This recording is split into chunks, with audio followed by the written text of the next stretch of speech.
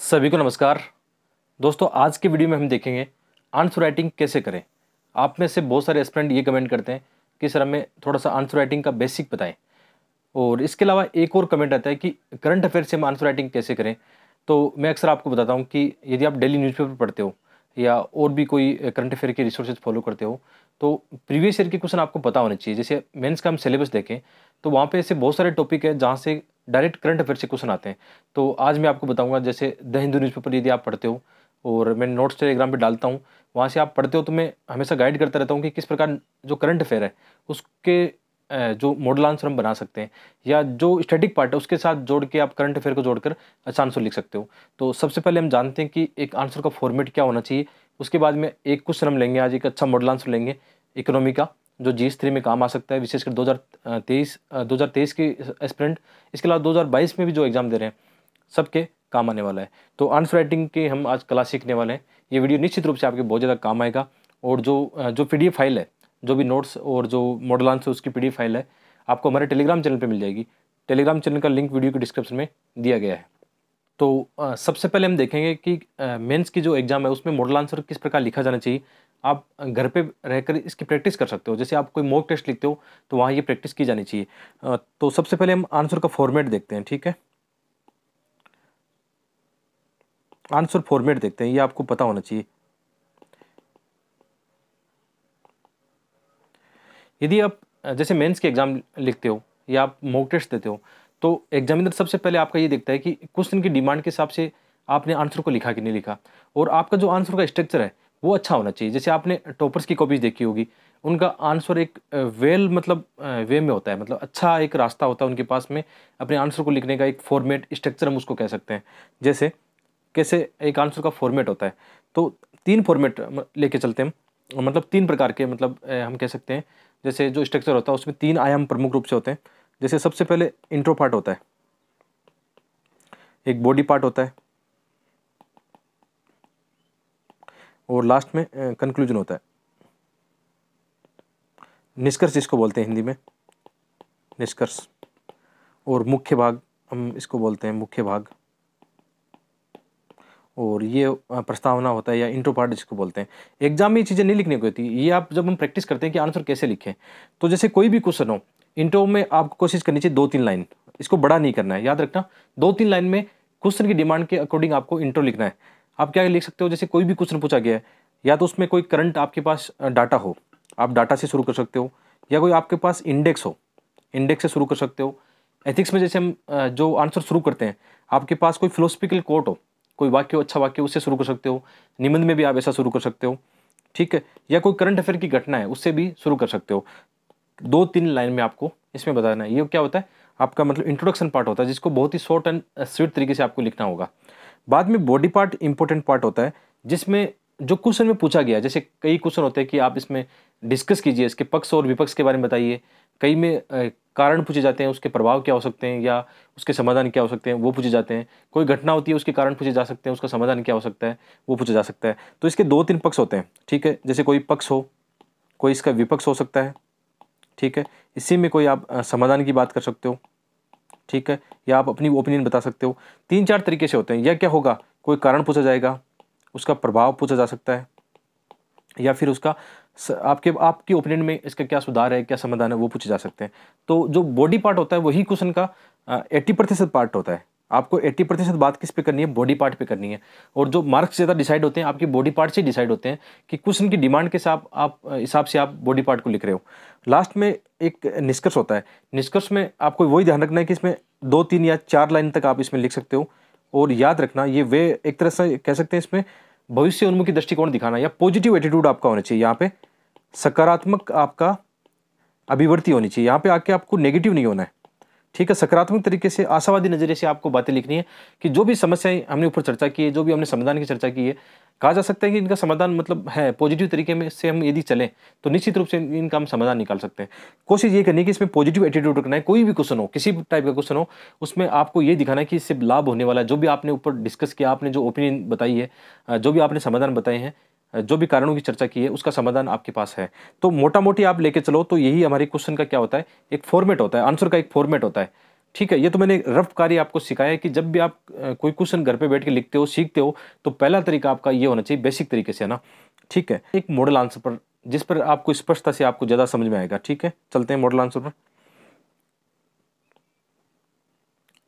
यहाँ पे आपको एक मॉडल आंसर दिखाई दे रहा होगा, और जब भी आप ना यूपीएससी का आंसर लिखते हो तो इस फॉर्मेट में लिखना। जैसे आपको ये भी कॉपी दिखाई दे रही है ना, एक यूपीएससी के एग्जाम में ऐसी कॉपी आती है, आपके पास वहाँ पे खाली पेज आएगा, ऊपर क्वेश्चन लिखा आएगा जैसे अभी यहाँ लिखा हुआ है, उसके नीचे आपको आंसर लिखना होगा। और ये पता होगा आपको कि यूपीएससी में जो क्वेश्चन लिखे जाते हैं 150-250 वर्ड में लिखे जाते हैं, और ऑप्शन सब्जेक्ट में 400 वर्ड के भी क्वेश्चन आते हैं, और निबंध में 1000 वर्ड के क्वेश्चन आते हैं, ये आपको पता होना चाहिए। तो आज हम जो क्वेश्चन ले रहे हैं GS3 का ले रहे हैं, और करंट अफेयर में काफ़ी चर्चा में रहा है। इस बार 2022 की मेंस के एग्जाम में ये क्वेश्चन आ सकता है, क्योंकि मैंने अक्सर देखा है कि मेंस के एग्जाम में ज़्यादा क्वेश्चन कौन से आते हैं जो ज़्यादा चर्चा में रहते हैं, मेंस के एग्जाम में वहाँ से डायरेक्ट क्वेश्चन देखे जाते हैं। इसके अलावा आपको आंसर राइटिंग सीखनी हो तो ये तरीका बहुत अच्छा है जो आज मैं बताने वाला हूँ। अच्छा एक फॉर्मेट है, ठीक है। तो क्वेश्चन लेके चलते हैं। सबसे पहले क्वेश्चन क्या है कि हाल ही में भारतीय मुद्रा रुपये में काफ़ी गिरावट देखी जा रही है। आप न्यूज़पेपर पढ़ रहे हो, कवरेज सुन रहे हो, तो आपको पता है देखी जा रही है। तो वहाँ पे आपको जागरूक होना है कि ये मेरे सिलेबस में, GS3 के सिलेबस में, इवन प्री में भी ये बहुत अच्छे सिलेबस को कवर करता है कि यहाँ से इकोनॉमिक्स के जो क्वेश्चन आएंगे पूछे जा सकते हैं। ठीक है, इसके कारणों की व्याख्या आपको करनी है। व्याख्या करते हुए इसके भारतीय अर्थव्यवस्था पर प्रभाव को बताने आपको कि भारतीय अर्थव्यवस्था पर इसका क्या प्रभाव पड़ रहा है, रुपये में, भारतीय रुपये में गिरावट का क्या कारण है, और भारतीय अर्थव्यवस्था पर इसके क्या प्रभाव हैं, और समाधानों पर चर्चा कीजिए। आसानी से आप क्वेश्चन समझ गए होंगे। ठीक है, अब देखो क्या करना होता है। जब भी मेंस की एग्जाम या आप घर पे बैठ के मॉक टेस्ट लिखते हो या कुछ क्वेश्चन अटेम्प्ट लेते हो, तो क्वेश्चन को पहले तोड़ना सीखो। क्वेश्चन में क्या पूछा गया है, भारतीय मुद्रा में गिरावट के कारण। एक तो ये इसके आयाम है कि भारतीय मुद्रा में गिरावट क्यों हो रही है, एक तो आपको इस पर लिखना है। एक आयाम तो ये होता है। क्वेश्चन तोड़ने की स्टाइल है, ऐसे ही मैं तोड़ता हूँ, और इन्हीं की हेडिंग बना के फिर आंसर लिखता हूँ, बहुत अच्छा लगता है इससे। ठीक है, कारण क्या है, इसकी व्याख्या करनी है, थोड़ी सी विस्तार से इसको बता सकते हैं विद एग्जाम्पल। ठीक है, फिर क्या कह रहा है कि भारतीय अर्थव्यवस्था पर इसके क्या प्रभाव हैं। दूसरा पॉइंट इसमें क्या देना है अपने को, इसके बारे में बताना है कि भारतीय अर्थव्यवस्था पर इसके क्या प्रभाव है। और जब भी प्रभाव आते हैं ना, तो आप इसको ऐसा कर सकते हो, सकारात्मक और नकारात्मक। कभी कभी हम अल्पकालीन और दीर्घकालीन प्रभाव भी बता सकते हैं, लेकिन वो क्वेश्चन की डिमांड क्या है। इस क्वेश्चन की डिमांड है प्रभाव, तो हमें ये देखना है नेगेटिव और पॉजिटिव में लेके चलना है इसको। ठीक है, वो समाधानों पर चर्चा करने हैं, समाधानों पर क्या समाधान है, आपकी ओपिनियन क्या हो सकती है, वो भी आप यहाँ पे बता सकते हो। इस पर आपको खुल के चर्चा करनी है। 250 वर्ड का एक क्वेश्चन है, यूपीएससी के एग्जाम में 3 पेज खाली आएंगे आपके पास। 250 वर्ड के लिए 3 पेज आएंगे। अब एक एक वर्ड गिनना नहीं होता कि यहाँ पे यूपीएससी ने 250 वर्ड लिखा है तो आप 250 पूरे गिन के लिखोगे, ऐसा नहीं होता। हो सकता है कभी 220-30 वर्ड में आपका काम बन जाए, कभी 270-280 तक भी आपका काम बन जाए, उससे फर्क नहीं पड़ता। और इसमें नेगेटिव मार्किंग नहीं होती वर्ड के हिसाब से ना, चिंता मत करो इसकी। लेकिन कोशिश करो कि थोड़ा सा छोटा लिखोगे ना, जैसे 250 वर्ड में क्वेश्चन पूछा जा रहा है तो 230-240 वर्ड में आप क्वेश्चन लिखते हो, तो आपके सभी 20 क्वेश्चन है आराम से अटेम्प्ट हो जाते हैं। बड़ा लिखोगे तो आपको थोड़ा सा नुकसान हो जाएगा, और कोई फर्क नहीं पड़ता। इसको लेकर कभी भी भ्रांतियां मत पालना कि यूपीएससी नेगेटिव मार्किंग करती है। ठीक है, थोड़ा सा ये है कि आप समझ रहे हो इस बात को कि हम सभी जो क्वेश्चन है उनको सही समय पर लिखना चाहते हैं, अच्छे मार्क्स लाना चाहते हैं। तो आपको वो ध्यान रखना है कि मुझे 240 या 2.5 पेज तक मुझे अपना क्वेश्चन लिखना है। ठीक है, ज़्यादा मतलब आपके पास टाइम है, फास्ट लिखते हो तो 3 पेज तक भी कई बार क्वेश्चन आप लिख सकते हो, अपने आंसर को लिख सकते हो, कोई फर्क नहीं पड़ेगा। ठीक है, ये बात आप समझ गए हो। और ये 15 मार्क्स का आता है, GS3 का ये क्वेश्चन आज मैं चर्चा कर रहा हूँ। ठीक है, सबसे पहले हमने क्या कहा कि जैसे अभी हम बात कर रहे थे कि सबसे पहले आपको क्या करना है, सबसे पहले आपको इंट्रो पार्ट पर बात करनी है कि इंट्रो पार्ट में आपको क्या करना है, 2-3 लाइन में कोशिश करनी है करंट हैपनिंग डाटा को, इंडेक्स आपके पास चीज़ हो उससे शुरू करो। तो आओ इसको अप्लाई करते हैं, कैसे। ठीक है, अप्लाई हो गया। यहाँ पे देखना कि हाल ही के वैश्विक व घरेलू कारकों के कारण 2022 में भारतीय रुपये में डॉलर के मुकाबले 7% की गिरावट देखी गई है। तो हमारे पास डाटा है कि क्वेश्चन किसका है, भारतीय मुद्रा का गिरावट का कारण है कि क्या गिरावट हो रही है, क्यों हो रहा है ऐसा ना, कि इसके प्रभाव है। तो ये डाटा हमारे पास इसी से संबंधित है। याद रखना, अपने हिसाब से मत लिखना, क्वेश्चन की डिमांड के हिसाब से इंट्रो लिखना। ठीक है, ये बहुत अच्छा इंट्रो यहाँ पे लिखा गया है। और भी इंट्रो हो सकता है। ये मॉडल आंसर जो होते हैं ना, सबकी अपने अपने दिमाग की उपज होती है। आप क्या पढ़ते हो, क्या सोचते हो, क्या लिखते हो। मैं क्या सोच रहा हूँ वो मैंने लिखा है, मैं कैसे पढ़ता हूँ, बस आपको यहाँ से दिशा मिल जाएगी कि कैसे लिखा जाना चाहिए। आपको ये भी एक विश्वास होगा कि जो सामने वाला व्यक्ति बैठा ना, इसने 3 बार मेंस पास किया है, बहुत अच्छे मार्क्स लाए, हिंदी माध्यम में टॉप मार्क्स भी इसके आए हैं। तो जो ये बता रहा है ना, तो अपनी शैली बता रहा है, इसने कैसे एग्जाम में लिखा, तो उससे आपको ये सीखने को मिलेगा कि ऐसा मैं भी कर सकता हूँ। ठीक है, इसीलिए मैं ऐसे प्रैक्टिकल वाले वीडियो बनाता हूँ जो आपकी रियल एग्जाम में काम आती है। यहाँ फालतू बातें नहीं की जाती है, मतलब टू दी पॉइंट पढ़ाई की जाती है। और आप टू दी पॉइंट पढ़ना चाहते हो, जल्दी सफलता प्राप्त करना चाहते हो, तो आप यहाँ कंटिन्यू कर सकते हो, वीडियो को देख सकते हो। लाइक शेयर जरूर करते रहना, अपने दोस्तों के साथ शेयर करना। ठीक है, तो ये इंट्रोडक्शन हो गया आपका। आगे बात करते हैं। अब जैसे हम क्या आते हैं बॉडी पार्ट पे आते हैं, तो मैंने पहले ही कहा था कि बॉडी पार्ट पर आप जैसे आओ ना, तो जो हमारी क्वेश्चन की डिमांड क्या है, क्वेश्चन की डिमांड है कि मुद्रा के गिरावट के कारण क्या है, तो उसी को हमने हेडिंग बना लिया। अब हम आगे कहाँ पे, बॉडी पार्ट पे आ गए। तो बॉडी पार्ट में देखो सेकंड पार्ट क्या था हमारा, मुख्य भाग में हमने बात की थी कारण प्रभाव समाधान, इनके सभी पक्षों पर जो क्वेश्चन में पूछा गया है इनके बारे में कुछ आपको लिख देना है। मतलब हर एक पक्ष को आपको ऐसा होना चाहिए छुआ आपने, ऐसा नहीं कि मतलब आप ऊपर ऊपर से निकल गए, थोड़ा सा गहराई आपको यहाँ पे दिखानी है, अपनी अपने विचारों की गहराई को आपको बताना है। ठीक है, तो इसको हम जो पहला हमारा आयाम है उसके उस पर हम चर्चा करते हैं कि भारतीय रुपए में गिरावट के कारण क्या है। यदि आप न्यूज़पेपर कंटिन्यू पढ़ते हो, जैसे मैं द हिंदू पढ़ता हूँ, आपको नोट शेयर करता हूँ, तो मैंने ये वहीं से उठाया। पिछले 4-5 दिनों से लगातार ये न्यूज़ आ रही थी कि भारतीय रुपए में जो गिरावट है, अभी जैसे आपको पता है, ये डाटा आपके पास होना चाहिए कि अभी $1 के मुकाबले 80 रुपया हो रहा है।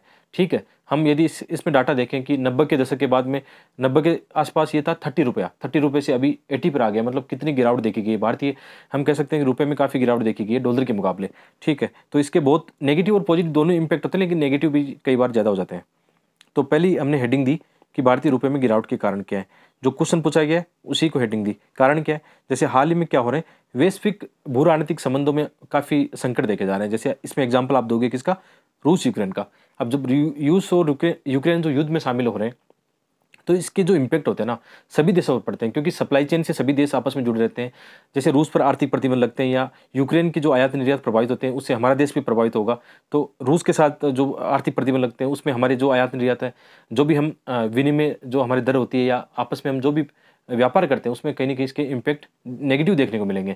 ठीक है, तो आप बता सकते हो जैसे इसमें सप्लाई चेन में बाधा आएगी, और वैश्विक जो मुद्राएं हैं, अधिकांश मुद्रा में जब गिरावट आती है तो वैश्विक जो डिमांड है उसमें भी कमी आती है, और हमारे भी जो निर्यात है वो प्रभावित होते हैं। आप इसको ऐसा समझ सकते हो। सेकंड पार्ट है जैसे इसी का जुड़ा हुआ है कि यूक्रेन के साथ जो हमारे संबंध थे, जैसे यूक्रेन और रूस के साथ जो हम वहाँ से खाद्य तेल भी आयात कर रहे थे, आपने एग्जाम्पल के तौर पर देखा होगा। हमारी कई ऊर्जा आवश्यकता भी वहाँ से या अन्य देशों की तो डिपेंड करती है ना, तो उससे फिर पूरा मामला गड़बड़ा जाता है। इसके अलावा जैसे इससे क्या होता है, जैसे भारत का जो आयातित बिल है, मतलब हम बात करें कि भारत से हम कोई भी चीज़, इसके यूक्रेन संकट के कारण क्या होता है, जैसे आपने देखा होगा अंतर्राष्ट्रीय स्तर पर ऊर्जा संकट देखा गया है। तो उसके कारण जैसे हमारी जो ऊर्जा जरूरत है हम बाहर से मंगवाते हैं बहुत सारी चीज़ें ना, विशेषकर जैसे आपने देखा होगा तेल जो हम काफ़ी आयात करते हैं, तो जो हमारा बिल है, आयात बिल है, उसमें वृद्धि होती है। और जैसे हमारा जो व्यापार घाटा है, आप व्यापार घाटा समझते होंगे ना, या चालू घाटा कि किसी देश के यदि मतलब निर्यात की बजाय आयात ज़्यादा होते हैं, तो उस देश का जो चालू खाता घाटा है, आपने प्री के लिए कभी पढ़ा होगा, वो बढ़ जाता है। अभी आपके थोड़ा कम समझ में आ रहा होगा, लेकिन इकोनॉमी की बेसिक आप समझते हो। प्री के लिए जैसे आपने भुगतान संतुलन पढ़ा होगा, बैलेंस ऑफ पेमेंट पढ़ा होगा, उसमें 2 खाते होते हैं, एक करंट अकाउंट होता है, एक कैपिटल अकाउंट होता है। करंट अकाउंट में आपकी जो विजिबल और इनविजिबल जो खाता होता है, जैसे विजिबल में वस्तुएं आती है, गुड्स आती है, और इनविजिबल में क्या आता है, सर्विस आता है इसमें। ठीक है, तो इससे ये क्या होता है, हमारे देश के अन्य देशों के साथ व्यापार का जो खाता होता है ना, उसको बोलते हैं बैलेंस ऑफ पेमेंट। तो ये संकट देखने को मिला है। रुपये में गिरावट का ये भी कारण है कि इनके कारण क्या हुआ, हमारे जो मतलब आयात बिल है उसमें वृद्धि हुई, हमें ज़्यादा रुपये चुकाना पड़ा। ठीक है, एक बड़ा कारण हाल ही में जो देखा जा रहा है कि जैसे यूएस फेडरल बैंक है, उसने कठोर मौद्रिक नीति अपनाई, क्योंकि आप जानते हो कि अमेरिका में काफ़ी ज़्यादा जो मुद्रास्फीति इन्फ्लेशन की घटनाएं बढ़ी है। तो वहाँ की जो फेडरल या केंद्रीय जो बैंक है, उसने ब्याज दरों में वृद्धि की, क्योंकि उनको मुद्रास्फीति भी नियंत्रण करनी है। साथ ही साथ मतलब इससे क्या हुआ, जैसे उसको जो भी अमेरिकन फेड पॉलिसी होती है, उससे वैश्विक जो निवेशक होते हैं ना, काफ़ी उनसे जुड़े रहते हैं। जैसे उनको लगता है, जैसे भारत में जो निवेशक है, जो आपने सुना होगा एफडीआई, एफआईआई जो निवेशक होते हैं, संस्थागत जो निवेशक होते हैं, वो क्या करते हैं, भारतीय बाजार से, शेयर बाजार से पैसा निकाल लेते हैं। यहाँ का जो निवेश है अपना निकाल के यूएस में ले जाते हैं, क्योंकि उनको ये लगता है कि भारतीय बाजार या जो अन्य विकासशील राष्ट्र होते हैं, उनका जो मार्केट होता है वो काफ़ी ज़्यादा मतलब ढुलमुल वाला होता है, उसमें उनको नुकसान हो सकता है। तो वो ऐसी मुद्रा में या ऐसे बॉन्ड में निवेश करना चाहेंगे जो मजबूत वाले हों, जैसे यूएस सरकार के जो बॉन्ड है या फेडरल बैंक के जो बॉन्ड है उनके, उसमें निवेश करने लगते हैं। इसलिए हाल ही में बिक वाली देखी गई। तो आपने ये देखा होगा पिछले 1-2 महीने में भारतीय शेयर बाजार में कितनी गिरावट देखी गई एक तरह से, है ना। तो इसका इम्पैक्ट भी किस पर पड़ता है, हमारी जो रुपये की जो क्रय शक्ति है या जो विनिमय दर, उस पर इसका प्रभाव पड़ता है। तो ये आपको थोड़ा सा जानना जरूरी होता है। इसके अलावा जो महंगाई और मुद्रास्फीति में हम देखते हैं, जब भी महंगाई बढ़ती है, मुद्रास्फीति बढ़ती है, तो इसका मतलब आप क्या समझते हो कि रुपए की जो क्रय शक्ति है उसमें गिरावट आती है। यानी ₹1 में जो जितनी चीज़ें हम खरीदते थे पहले, उसमें फिर क्या होगा, अब वही चीज़ें हो सकता है ₹2 में आए, ₹3 में आए, कहीं न कहीं इसकी क्या होता है, क्रय शक्ति में गिरावट आती है। तो दूसरी मुद्रा के मुकाबले हमारी मुद्रा कहीं न कहीं इसमें गिरावट नज़र आती है। ठीक है, वैश्विक मांग में कमी, जैसे हम कोई चीज़ निर्यात करते हैं, चाहे आप कपड़ा निर्यात करो या जो हमारा जेम्स एंड ज्वेलरी का जो है निर्यात करते हैं काफ़ी यहाँ से हम बना के, है ना। तो उसमें भी जब वैश्विक स्तर पर ऐसे संकट आते हैं, तो आर्थिक मंदी की जैसी घटनाएं होने लगती है। तो जो हमारी मांग है विदेशों में जो हमारी मांग है वो भी कम होने लगती है। अब विदेशों में मांग कम होगी, हमारी निर्यात प्रभावित होंगे, जो पैसा बाहर से आना था वो कम आएगा तो फिर जो आयात निर्यात की जो हमारी कंडीशन बनती है बैलेंस ऑफ पेमेंट, उसको भी नुकसान होता है। तो इसको आप समझ सकते हो। इसके अलावा भारत का जो आयात है निर्यात के मुकाबले कई ज़्यादा है। हम ये भी देखते हैं कि जैसे आप तुलना करते हो कि हम चीन और भारत के साथ देखते हैं तो चीन से बहुत ज़्यादा सामान हमारे यहाँ आयात होता है, जबकि हम निर्यात बहुत कम करते हैं। ऐसा ही मतलब कई देशों के साथ देखने को मिलता है। तो हमारे यदि इसको तुलना करें तो हमारे क्या है, आयात ज़्यादा है। तो आयात ज़्यादा है तो हम चुकाना ज़्यादा पड़ेगा। यहाँ से डॉलर जो भी हम सामान खरीदे, इतने दिन क्या हो रहा था कि हम डॉलर में उसका पैसा चुकाते हैं। जैसे आप मतलब विदेशों से कोई सामान खरीदते हो तो डॉलर में उसका पैसा चुकाना होता है। तो बाहर डॉलर बाहर जा रहा है, जब भी डॉलर बाहर जाता है मतलब तो रुपया कमज़ोर होगा, और डॉलर बाहर से विदेशी मुद्रा हमारे देश में आती है तो हमारा रुपया मजबूत होता है। ऐसा आप समझ सकते हो। ठीक है। इसके अलावा कोविड-19 आप जानते हो, लॉकडाउन से होकर हम गुजर रहे हैं। जो भी 1-2 साल में जो घटनाएं थी उसके कारण भी कहीं न कहीं मंदी की घटनाएं ऐसी देखी जा रही है। तो ऐसे ये पूरा सिनेरियो प्रभावित होता है। इसके प्रभाव किस पर पड़ता है, भारतीय रुपये पे या भारतीय मुद्रा पर इसका नेगेटिव या पॉजिटिव जो भी इम्पैक्ट है वो पड़ता है। तो ये आप समझ गए होंगे। तो ये चीज़ें मैंने कोई अलग से नहीं ली है, जो न्यूज़पेपर में पढ़ रहा था, जो भी पॉइंट मैंने नोट किए थे वही पॉइंट मैंने यहाँ पे शामिल किए हैं। हो सकता है आपकी नज़र में और भी बहुत सारे विविधता वाले पॉइंट हो सकते हैं। ये तो मेरी नज़र में थे या मेरे विचारों में जो पॉइंट थे वो मैंने लिखे हैं।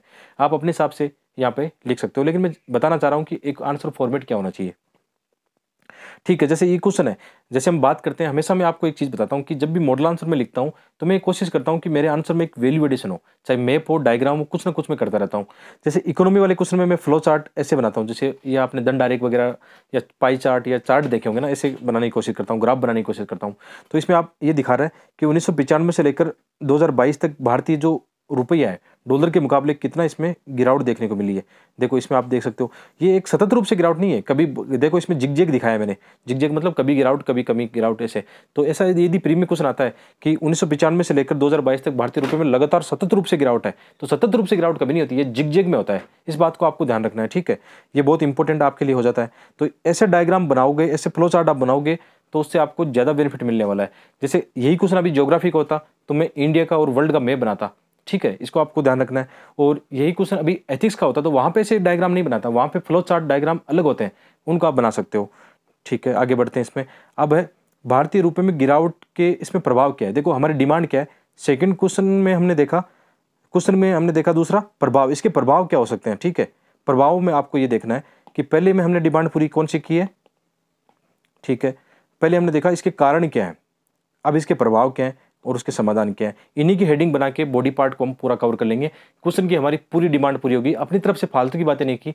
एग्जामिनर इस बात से इंप्रेस होगा कि आपका आंसर कितना वेल स्ट्रक्चर है, इसके आपको नंबर मिल जाएंगे। फिर बाद में आपके विचार कैसे हैं, टू दी पॉइंट है कि नहीं, अच्छी गहराई वाले विचार है कि नहीं, विविधता उसमें कितनी है, अच्छे उसमें डाटा आपके कैसे हैं, डायग्राम कैसा है, लास्ट में निष्कर्ष आपका पॉजिटिव है कि नहीं, आप कहीं मतलब नकारात्मक विचार तो नहीं रखते हो, नकारात्मक अभिवृत्ति तो नहीं रखते हो किसी घटना को लेकर, ऐसे मतलब आपका आंसर अच्छा हो जाएगा।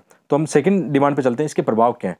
तो प्रभाव में केवल एक तरफा प्रभाव नहीं होते। कोई भी घटना जब होती है ना, उसके प्रभाव को आपको गहराई से वाच करना चाहिए कि उसके प्रभाव मतलब अल्पकालीन है, दीर्घकालीन है, या उसके नेगेटिव है या पॉजिटिव है। मतलब ऐसे आपको थोड़ा सा आंकलन करोगे तो क्वेश्चन की डिमांड आप पकड़ लोगे। तो इसमें प्रभाव में बात करें कि भारतीय रुपये में गिरावट की भारतीय अर्थव्यवस्था पर क्या प्रभाव होने वाले हैं। नकारात्मक यदि दृष्टिकोण से देखें तो भारतीय आयातकों को नुकसान होगा। भारत के आयातकों को नुकसान कैसे होगा, जैसे आप कोई इंडस्ट्री चलाते हो, आपका अधिकांश सामान बाहर से आता है, आप आयात करते हो कच्चा माल जो है, जो भी मतलब आप जैसे कोई गाड़ी बनाते हो तो आपको कच्चे माल बाहर से चाहिए, और भी कोई इंडस्ट्री आप स्थापित करते हो चलाते हो तो आपको काफ़ी सामान बाहर से मंगाना होता है। तो जो आयातित हमारा सामान है उसका बिल बढ़ जाएगा, क्योंकि डॉलर के मुकाबले रुपये में गिरावट है, आप जानते हो, आपका बिल ज़्यादा आएगा। तो आप इसको ऐसा समझ सकते हो। ठीक है। तो कच्चे माल उपकरण आदि का अधिक मूल्य चुकाना होगा। इसके अलावा जो भारत का मुख्य रूप से जो आयात बिल हम देखते हैं, हमारा क्या होता है जब रुपये में गिरावट आती है। जैसे हम एग्जाम्पल के तौर पर लें कि पहले हमारा $1 के मुकाबले 70 रुपये था, अब $1 के मुकाबले 80 रुपये हो गया। तो जैसे हम 1 लीटर तेल की बात करें, पहले 70 में आ रहा था, अब आपको उसी तेल का 80 रुपये चुकाना पड़ेगा। आप समझ रहे हो ना कि जो भी हम वस्तुएं मंगाते हैं बाहर से तो वो महंगी हो जाएगी, मतलब उनका ज़्यादा बिल हमें पे करना पड़ेगा। तो इससे भी क्या होगा, बैलेंस ऑफ पेमेंट, वो यहाँ पे वो पॉइंट आता है, क्योंकि इकोनॉमी का क्वेश्चन है ना, तो आपको इकोनॉमी की शब्दावलियाँ यूज में लेनी है। जितना हो सकता है इकोनॉमी की जो भी आपने शब्दावलियाँ सीखी प्री के दौरान जो पढ़ी है उनका आपको उपयोग करना है। इसके अलावा व्यापार खाता और चालू खाता घाटा में वृद्धि होगी, हम पहले पढ़ चुके हैं, अभी बता चुके हैं इसमें। इसके अलावा महंगाई और मुद्रास्फीति में वृद्धि होगी, क्योंकि ये होगा ना कि आप ये जानते हो कि एक चीज़ पहले सस्ती आ रही थी, अब वही चीज़ महंगी आ रही है, तो जो उपभोक्ता है उनको ज़्यादा मूल्य कीमत चुकानी पड़ेगी, तो उससे मुद्रास्फीति में वृद्धि होगी। इसके अलावा देखो एक चीज़ याद रखनी है आपको, कभी भी है ना अपने आंसर लिखते समय आपको जैसे बोलते हैं ना कि इकोनॉमिक या आर्थिक मुद्दों का वो एनालिस्ट आपको नहीं बनना है, विशेषज्ञ नहीं बनना है यहाँ पे। यूपीएससी के एग्जाम में विशेषज्ञ की आवश्यकता नहीं है, यूपीएससी की एग्जाम में एक सामान्य व्यक्ति के एक सामान्य दृष्टिकोण की आवश्यकता होती है। तो हो सकता है आप में से जो इकोनॉमी के विशेषज्ञ यहाँ पे, उनको ये लगता हो कि यार मुझे मज़ा नहीं है, तो उससे उससे चिंता की बात नहीं है। आपको यहाँ विशेषज्ञ नहीं बनना है, मतलब यहाँ का जो सिलेबस आपका, आप जानते हो, मतलब हम कह सकते हैं इसको ग्रेजुएशन लेवल का सिलेबस है। और यूपीएससी में जितना साधारण आप दिखते हो, जितना साधारण आप लिखते हो, है ना, कोई मतलब ऐसा नहीं कि बहुत ज़्यादा विशेष गहराई वाला आंसर लिखना है, इस बात का ध्यान रखना। तो जो सामान्य दृष्टिकोण है जो आपको मैं यहाँ बता रहा हूँ, ये तो बहुत बढ़िया मॉडल आंसर है। इसमें तो जैसे आप किसी को भी दिखाओगे अच्छा आंसर मिलने वाले हैं, ठीक है। तो इसका ध्यान रखना, कईयों में ये डाउट हो सकता है ऐसा। इसके अलावा विदेशी निवेश संकट, आप ये जानते हो कि हमारे यहाँ जैसे गिरावट आएगी, मंदी की घटनाएं आएगी, ठीक है, तो विदेशी निवेश से कोई लगेगा कि यार यहाँ पे बाजार कोलेप्स कर सकता है, उसका जो निवेश है वो डूब सकता है। तो यहाँ से किस अर्थव्यवस्था में जाएगा, जो मजबूत अर्थव्यवस्था है, जहाँ से उसको लगता है कि मेरा रिटर्न सेफ रहेगा, ठीक है। इसके अलावा अर्थव्यवस्था में मंदी और बेरोजगारी के ऐसे संकट, आगे क्या होगा, आगे जाके ये घटनाएं हो सकती है। तो नेगेटिव इंपैक्ट आपने देखे। पॉजिटिव इंपैक्ट में क्या हो सकता है कि जो निर्यात करते हैं, निर्यातकों को फायदा होगा। जैसे कोई आप एक वस्तु, जैसे ये पेन है, ये पेंसिल आप निर्यात करते हो, पहले इसका आपको 10 रुपये मिलता था, अब भारतीय रुपये में गिरावट आ रही है, तो इससे एक फ़ायदा क्या होगा, जो विदेशी निवेशक है उसको लगेगा कि भारतीय बाजार में ये चीज़ें अभी सस्ती है, सस्ती होगी, तो वो क्या हो सकता है, आपकी डिमांड मतलब बढ़ जाए। तो इसको डिमांड से बढ़ने से आपको क्या होगा, मुनाफा होगा। और निर्यातकों को ऐसे भी फ़ायदा होगा कि $1 के मुकाबले रुपये भी ज़्यादा मिल रहे हैं। आप कोई चीज़ निर्यात करते हो, पहले $1 के मुकाबले $70 मिल रहा था, अब आपको 80 यानी $10 उसी चीज़ के आपको एक्स्ट्रा मिल रहे हैं। तो दो फायदे हो सकते हैं, आपकी डिमांड बढ़ सकती है, आपको मतलब ज़्यादा पैसे मिलेंगे। तो ये हो सकता है। जैसे अभी इस महीने, जैसे मैं यूट्यूब की बात करूँ, एग्जांपल देता हूँ, तो यूट्यूब में पहले ये होता था कि जैसे डॉलर आते हैं, यूट्यूब की जो इनकम आती है, डॉलर आते हैं, जैसे 100-200 जो भी डॉलर आते हैं, तो पहले भारतीय मुद्रा में बदलते हैं, $100 को बदलते हैं, $7,000 मिलेंगे, ठीक है। अब जैसे इस महीने की जो तनख्वाह आएगी वो $100 के मुकाबले पहले 7,000 यानी $1,000 बढ़ के आएगी। आप समझ रहे हैं इस बात को। यानी जो बाहर से पैसा आ रहा है, जिनका रेमिटेंस की हम बात करें, कि जैसे खाड़ी देशों में जो कार्य करते हैं, या विदेश में यूएस में जो कार्य करते हैं, अपना पैसा भारत भेजते हैं, तो उनको थोड़ा सा फायदा मिलेगा। यानी कुल मिला के सब क्या है, निर्यात ही तो है ना सब। जैसे मैं यूट्यूब पर पढ़ा रहा हूँ, तो मैं क्या कर रहा हूँ, मैं अपना समय और सेवा, आप इसको कह सकते हो सेवा दे रहा हूँ, सेवा के बदले मुझे कुछ रुपया इसमें मिलता है, तो उसका थोड़ा सा रेमिटेंस ही हम इसको काउंट कर सकते हैं, ठीक है, रेमिटेंस के रूप में ही काउंट करेंगे, तो इससे फ़ायदा होगा। तो आप ऐसे चीज़ों को समझो, है ना, ठीक है। इससे हमारा क्या होगा, निर्यात में वृद्धि होगी, चालू खाता घाटा कम हो सकता है। यदि कैसे कम हो सकता है, यदि हम अपने आयात को कम कर लें, है ना, और निर्यात को बढ़ा दें। यदि हमारे आयात बढ़ गए तो फिर इसमें नेगेटिव इंपैक्ट आएगा, चालू खाता का घाटा बढ़ जाएगा। लेकिन हम आयात को प्रतिस्थापन कर दें किसी चीज़ों से, है ना, यानी हम खुद अपने यहाँ कुछ चीज़ें बनाने लग जाएं, तो ऐसा हो सकता है कि हमारे आयात कम हो गए, निर्यात बढ़ गए, तो फिर उस इकोनॉमी को ज़्यादा फायदा होने वाला है। तभी तो कई बार होता है ना, आपने सुना होगा कि चीन या अन्य जो देश हैं, कई बार अपनी मुद्रा को जानबूझ के गिराते हैं ताकि उनकी निर्यात बढ़ जाए, ठीक है। इसके अलावा विदेशों में कार्यशील भारतीय लोगों की आय में वृद्धि होगी, सेवा सेक्टर को लाभ होगा, आईटी सेक्टर, सॉफ्टवेयर आदि को भी लाभ होगा। आयात बिल में वृद्धि से विदेशी आयात पर निर्भरता कम निर्भरता, मतलब जैसे आयात बिल वृद्धि होता है तो हम उस समय क्या करते हैं, कहीं ना कहीं कम आयात करेंगे तो हमारा आयात बिल भी कम होगा, ऐसा भी इसमें होता है। लास्ट में क्या है, उपाय, उसके उपाय क्या हो सकते हैं, समाधान क्या हो सकते हैं। तो जब भी समाधान की बात करो ना, तो ये ध्यान रखना, 2-3 चीज़ों को आगे ले सकते हो कि एक तो मिक्स अप्रोच हो सकती है कि आरबीआई और भारत सरकार इसमें क्या कर सकती है। एक आप यदि स्पेसिफिक लिखना चाहो तो वो लिख सकते हो, जैसे मैंने लिखा है कि यहाँ पे आरबीआई की क्या भूमिका हो सकती है। तो आरबीआई विदेशी मुद्रा बाजार में क्या कर सकती है, थोड़ा सा हम कह सकते हैं कि विदेशी मुद्रा जो प्रवाह है उसमें उदार नीति बना सकती है। जैसे मतलब इसमें कई प्रकार का हो सकता है कि आरबीआई कई बार आपको जानते हो, जैसे एक तो शेयर बाजार की पॉलिसी बनती है, एक हमारे देश की मुद्रा बाजार या जो बैंक की मौद्रिक जो नीति है उसके अंदर आरबीआई आपको जानता हो नीतियाँ बनाता है। तो इस नीतियों में कुछ ऐसी उदार पॉलिसी हो सकती है कि वहाँ से बाहर से निवेश ज़्यादा आए। या इसमें थोड़ा ये भी हो सकता है कि जैसे आप जानते हो कि भारतीय जो कंपनियाँ हैं, इसी भी यानी एक्सटर्नल कॉमर्शियल बोरोइंग होती है, बाहर से उधार लेती है, ऐसी बहुत सी कंपनियाँ हैं। तो आरबीआई इसमें कुछ ऐसी नीति बना सकती है ताकि जो विदेशी मुद्रा है उसका प्रवाह आसान हो जाए, ऐसा कुछ हो सकता है इसमें। टेक्निकल आपको ज़्यादा समझना हो तो थोड़ा सा गूगल कर लेना इसमें। और इसके अलावा ये बहुत अच्छा पॉइंट है कि आरबीआई क्या कर सकती है, एडिशनल अरेंजमेंट कर सकती है। एडिशनल अरेंजमेंट कैसे कर सकती है कि जैसे इतने दिन क्या हो रहा है कि हम विदेश से यदि व्यापार करते हैं, आयात निर्यात करते हैं, तो हमें डॉलर के अंदर उसका मूल्य चुकाना होगा। आरबीआई हाल ही में एडिशनल अरेंजमेंट लेके आई है, ऐसे प्रावधान लेके आई है कि हम भारतीय रुपए में ये कर सकते हैं। क्या कर सकते हैं, इसमें एक स्पेशल वोस्ट्रो अकाउंट खोला जाएगा। वोस्ट्रो अकाउंट ऐसा होगा जैसे हम रूस से आयात निर्यात करते हैं, और रूस पर अभी हाल ही में आप जानते हो स्विफ्ट अकाउंट के थ्रू जो पेमेंट आता है उस पर प्रतिबंध लगा दिए गए थे ना। तो भारत का जो वहाँ से भुगतान होना था उसको लेकर संकट आया था। ईरान के साथ भी ऐसा एक बार संकट आया था, तो हमने क्या किया, ईरान के साथ अदर जो रास्ते निकाले। तो अभी आरबीआई ने एक एडिशनल वोस्ट्रो अकाउंट की ऐसी कुछ सुविधाएं बनाई, एडिशनल अरेंजमेंट जिनको बोला गया है, ठीक है। इसके माध्यम से क्या होगा कि हम रुपए के अंदर अपना आयात निर्यात कर लेंगे, हम वैश्विक जो घटनाक्रम होते हैं उसकी वजह से प्रभावित नहीं होंगे। तो ये आपको ऐसे पता होना चाहिए।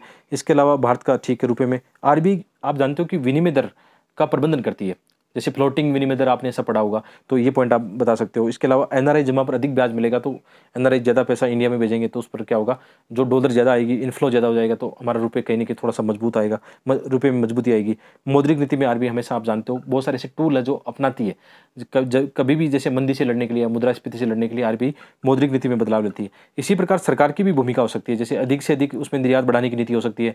जैसे आजकल हम पढ़ते हैं ऐसी चीज़ें, आप बताया ना, मेक इन इंडिया, आत्मनिर्भर भारत, लोकल फॉर वोकल, ऐसी चीज़ें करने से क्या होगा, कहीं ना कहीं हम जो उपभोक्ता वस्तुएं हैं उसमें ज़्यादा से ज़्यादा आत्मनिर्भर बनेंगे, और हम विदेशी जो वस्तुएं आती है वो फिर हम कम आयात करेंगे और ज़्यादा निर्यात करेंगे। उससे भी क्या होगा, कहीं ना कहीं हमारा रुपया मजबूत होगा, हमारी अर्थव्यवस्था मजबूत होगी। इसी तरह जैसे आरबीआई कई बार आरबीआई क्या, भारत सरकार ऐसे सेज की पॉलिसी बनाती है कि ऐसे बहुत सारे सेज स्थापित किए जा रहे हैं देश में, स्पेशल इकोनॉमिक जोन, जहाँ पे निर्यात करनी होगी जो वस्तुएं वो बनाई जाती है, उनको काफ़ी स्पेशल ट्रीटमेंट भी किया जाता है, स्पेशल छूट भी जाती है, उनको टैक्स भी छूट दी जाती है, ताकि वो ज़्यादा से ज़्यादा निर्यात करने वाली वस्तुओं का निर्माण करें। ठीक है। मतलब भारत सरकार ये भी कर सकती है कि आयात को प्रतिस्थापन करने के उपाय हो सकते हैं। जैसे चीन से कोई चीज़ भारत में आती है, आयात होती है, तो उसको हम प्रतिस्थापित कैसे कर सकते हैं, या तो उस पर जैसे एक कोटा निर्धारित कर सकते हैं कि इतनी वस्तुएं आ सकती है, या उस पर हम जैसे घरेलू जो हमारे उत्पादक हैं उनको, उनका संरक्षण करने के लिए हम जो बाहर से जो वस्तुएं आते हैं उन पर एक तय सीमा के तहत, WTO की जो भी गाइडलाइन है उसके तहत हम क्या कर सकते हैं, थोड़ा सा टैक्स बढ़ा सकते हैं। उसकी तुलना में क्या होगा, भारतीय चीज़ें सस्ती दिखाई देगी, विदेश वाली चीज़ें महंगी दिखाई देगी, तो भारतीय उपभोक्ता कौन सी वस्तु खरीदेंगे, जो सस्ती होगी, अच्छी होगी, वही खरीदेंगे। तो ऐसा कर सकते हैं। इसके अलावा ऊर्जा क्षेत्र में भी, क्योंकि हमारा जो आयात बिल है ज़्यादा किस पर डिपेंड है, जो कच्चा तेल वगैरह उस पर डिपेंड है, तो हमें ऐसी पॉलिसी बनानी होगी कि हम इन चीज़ों में आत्मनिर्भर बन पाएँ, और कहीं ना कहीं जो मतलब हमारा आयात बिल ज़्यादा होता है उसको कम कर पाएँ। तो ऐसे करके आप लिख सकते हो। इसके अलावा जो बड़ी कंपनियाँ है उसमें मतलब बड़ी कंपनियों को विदेशी सूचकांकों में जोड़ने का प्रयास करने की कोशिश की जा रही है। जैसे भारतीय जो कंपनियां, बड़ी कंपनियां, ब्लू चिप जिनको बोलते हैं, यानी ब्लू चिप का मतलब जैसे रिलायंस, टाटा, ये कंपनियां, इनकी पहुंच वैसे शेयर बाजार में, विदेशी शेयर बाजार में भी इनकी पहुंच बढ़ाई जाए, ताकि पैसा मतलब एक तरह से कह सकते हैं, जैसे हम हमारे क्या कौन चाहते हैं, जो विदेशी संस्थागत निवेशक यहाँ आते हैं, वैसे हमारे भी मतलब जो बड़ी कंपनियां विदेशों में निवेश करें, मुनाफा कमाएं, उससे भी हो सकता है। इसके अलावा जो ईज ऑफ डूइंग बिजनेस के बारे में आप कई बार सोचते हो, ठीक है, तो ईज ऑफ डूइंग बिजनेस अच्छा होगा तो हमारे यहाँ निवेश अच्छा होगा, इंफ्रास्ट्रक्चर अच्छा होगा, सब कुछ चीज़ें अच्छी होगी, और इकोनॉमी का जो साइकिल है वो अच्छा चलेगा।